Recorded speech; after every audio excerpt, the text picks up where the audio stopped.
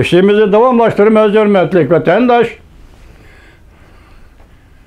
Bugün İslah 2022 yıl 7. ayının 20. günü. Endiki mavzumunda vatandaş. Yörüge pok.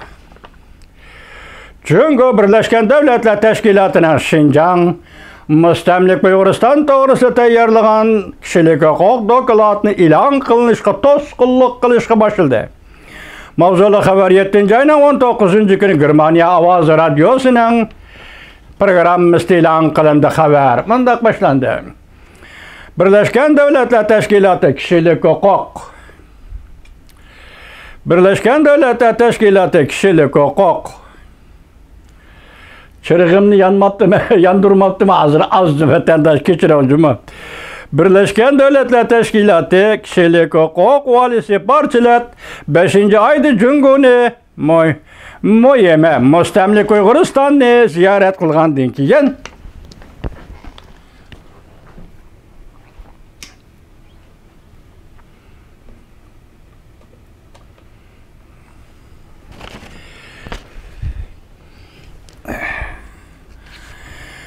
ziyorat qilgandan keyin tashqari dunyo uning vazifasidan ayrilishdan burun, ya'ni 8. ay ichida Şinjan to'g'risida Müstemlik Uyg'uriston to'g'risida tayyorlangan kishilik huquq dokumenti va uni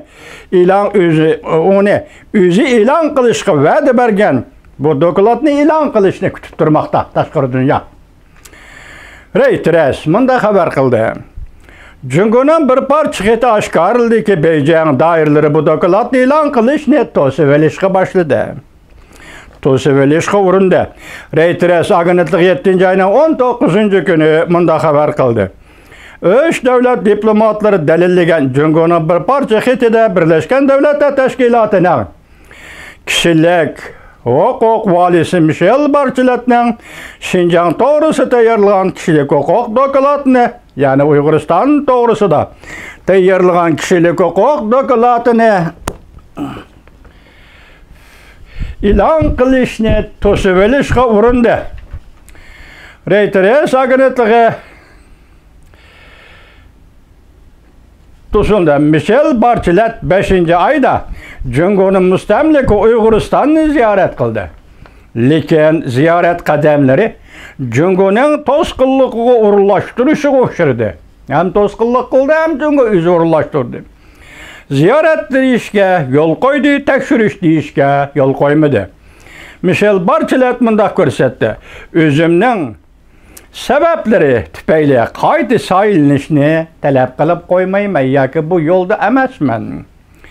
Lekin 8. ayning 31. kuni vaqt to'shib vazifadan ayrilishdan burun Şinjan, ya'ni Müstemlik Uyg'uriston to'g'risida e'lon qilgan kishilik huquq dokumentini e'lon qilaman. Bundan burun kishilik huquq tashkilotlari Müstemlik Uyg'uristonda Uyg'urlarni va boshqalarni nazarband turmalariga nazarband qilib, mecburi emgak silib, Cungu hükümeti kishilik huquqqa xiloflik qildi deb ayblagan edi. Lekin bu ayplash Cungu hükümeti izchil inkor qilib keldi. Cungu xatga nima yozdi? Xo'sh, xabardor kishilar mundaq ko'rsatdi. 3 nafar diplomatni o'z ichiga olgan va ismini oshkorlashni xohlamagan kishilik huquq mutaxassislari mundaq ko'rsatdi. Cungu yozgan xatda Şinjan to'g'risida yozilgan dokument qattiq diqqat qilamiz. Bu dokumentni e'lon qilishni cheklashni talab qilamiz. Ular mundaq ko'rsatdi. Cungu 6. aydan boshlab Janvada diplomatlar o'rtasida bir parcha xat tarqatishga boshladi. Va har qaysi davlatlarning bu xatga imzo qo'yishini va Cunguni qo'llashini talab qildi.